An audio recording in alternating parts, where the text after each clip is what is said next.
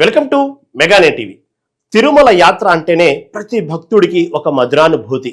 స్వామి వారిని దర్శించుకునే ముందు పవిత్రమైన స్వామి పుష్కరిణిలో పుణ్యస్నానాలు ఆచరించి ఆ తర్వాతే వరాహస్వామిని శ్రీవారిని దర్శించుకోవడం అనాదిగా వస్తున్న ఆచారం. అయితే తిరుమల వెళ్లాలని ప్లాన్ చేసుకుంటున్న భక్తులకు టీటీడీ ఒక ముఖ్యమైన సమాచారాన్ని అందించింది. శ్రీవారి పుష్కరిణిని కొన్ని రోజుల పాటు పూర్తిగా మూసివేస్తున్నట్లు ప్రకటించింది. ఈ సమయంలో భక్తులు ఎవరూ పుష్కరిణిలో స్నానాలు చేయడానికి అనుమతి ఉండదని స్పష్టం చేసింది. టీటీడీ అకస్మాత్తుగా ఎందుకు ఈ నిర్ణయం తీసుకుంది, ఎన్ని రోజుల పాటు ఈ మూసివేత అమల్లో ఉంటుంది అన్న విషయాలు ఇప్పుడు చూద్దాం.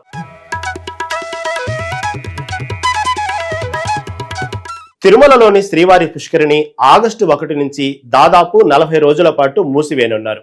ఈ నిర్ణయం వార్షిక మరమ్మతులు, నిర్వహణ పనుల నిమిత్తం తీసుకున్నారు. దీనితో ఆగస్టు నెల మొత్తం పాటు అలాగే సెప్టెంబర్ మొదటి 10 రోజుల పాటు భక్తులు పుష్కరిణిలో స్నానాలు ఆచరించలేరు. ఈ సమయంలో పుష్కరిణిలోకి భక్తులకు ప్రవేశం ఉండదు. శ్రీవారి సాలకట్ల బ్రహ్మోత్సవాలు సమీపిస్తున్న వేళ తిరుమల తిరుపతి దేవస్థానం ఈ చర్యలు చేపట్టింది. భక్తులు తమ తిరుమల యాత్రను ప్లాన్ చేసుకునే ముందు ఈ విషయాన్ని తప్పకుండా గుర్తుంచుకోవాలి. ప్రతి ఏటా బ్రహ్మోత్సవాలకు ముందు పుష్కరిణిలో లోతైన శుభ్రత, చిన్నపాటి మరమ్మతులు చేయడం ఆనవాయితీగా వస్తుంది.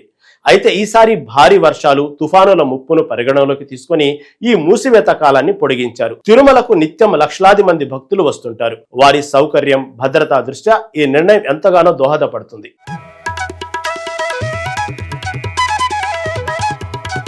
శ్రీవారి పుష్కరిణి మూసివేత ప్రధానంగా 2 దశల్లో జరుగుతుంది. మొదటి ఆగస్టు 1 నుంచి ఆగస్టు 31 వరకు పూర్తి నెల రోజుల పాటు మరమ్మత్తు పనులు కొనసాగుతాయి. ఈ పనులను టీటీడీ వాటర్ వర్క్స్ విభాగం పర్యవేక్షిస్తుంది. ప్రతి ఏటా సాలకట్ల బ్రహ్మోత్సవాలకు ముందు నిర్వహించే సాధారణ మరమ్మతులో భాగంగానే ఈ పనులు చేపడుతున్నారు. అయితే ఈసారి భారీ వర్షాలు, తుఫానుల ముప్పును దృష్టిలో ఉంచుకొని అదనంగా మరో 10 రోజుల పాటు పుష్కరిణి మూసివేయాలని నిర్ణయించారు. సెప్టెంబర్ 1 నుంచి సెప్టెంబర్ 10 వరకు ఈ అదనపు మూసివేత కొనసాగుతుంది. ఈ అదనపు 10 రోజులు వాతావరణ పరిస్థితుల వల్ల ఎలాంటి అంతరాయాలు కలగకుండా ఉండేందుకు ముందస్తు జాగ్రత్తగా తీసుకున్న నిర్ణయం. గతేడాది కురిసిన భారీ వర్షాల కారణంగా తిరుమలలో కొన్ని ప్రాంతాల్లో కొద్దిపాటి నష్టం వాటిల్లిన నేపథ్యంలో ఈసారి అటువంటి పరిస్థితులను నివారించేందుకు టీటీడీ పటిష్టమైన చర్యలు చేపట్టింది. ఈ మరమ్మత్తు పనులలో భాగంగా పుష్కరిణిలోని గోడలు, మెట్లు, నీటి శుద్ధి వ్యవస్థ, పంపింగ్ యంత్రాలను క్షుణ్ణంగా తనిఖీ చేసి అవసరమైన మరమ్మతులు చేపడతారు. ఈ పనుల కోసం దాదాపు 50 మందికి పైగా కార్మికులు నిరంతరం పనిచేస్తారని టీటీడీ అధికారులు వెల్లడించారు.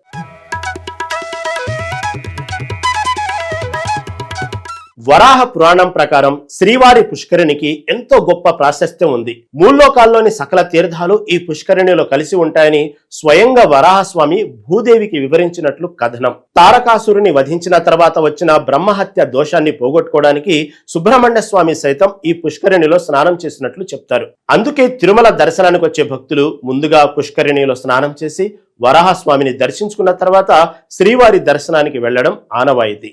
పాపాలను పోగొట్టే శక్తి పుష్కరిణికి ఉందని భక్తులు ప్రగాఢంగా విశ్వసిస్తారు. కానీ ఈ 40 రోజుల పాటు భక్తులు ఈ అవకాశాన్ని కోల్పోతారు. పుష్కరిణిలో హారతి కార్యక్రమాలు కూడా నిలిపివేయబడతాయి. ఈ పుణ్యజలాల్లో స్నానం చేస్తే మోక్షం లభిస్తుందని, కోరిన కోరికలు తీరుతాయని భక్తుల నమ్మకం. పుష్కరిణి మూసివేత సమయంలో భక్తులు ఆలయ ప్రాంగణంలోని ఇతర చిన్నపాటి పుష్కరిణిలను లేదా గదులలో ఏర్పాటు చేసిన స్నానపు సదుపాయాలను ఉపయోగించుకోవచ్చని టీటీడీ సూచించింది. అయినప్పటికీ ప్రధాన పుష్కరిణిలో స్నానం చేయలేకపోవడం వల్ల కొంతమంది భక్తులలో నిరాశ వ్యక్తమవుతుంది.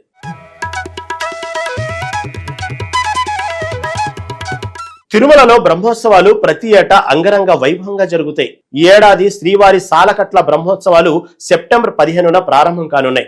బ్రహ్మోత్సవాల ప్రారంభానికి 5 రోజుల ముందే పుష్కరిణి పనులు పూర్తి చేయాలని లక్ష్యంగా పెట్టుకున్నారు. భక్తులకు ఎటువంటి అసౌకర్యం కలగకుండా పవిత్ర బ్రహ్మోత్సవాల సమయంలో పుష్కరిణి సిద్ధంగా ఉండేలా టీటీడీ ముందస్తు ప్రణాళికతో పనులు చేపట్టింది. ఈ నిర్వహణ పనులు భక్తులకు మరింత మెరుగైన సౌకర్యాలను అందించడానికి, పుష్కరిణిని శుభ్రంగా, సురక్షితంగా ఉంచడానికి దోహదపడతాయి.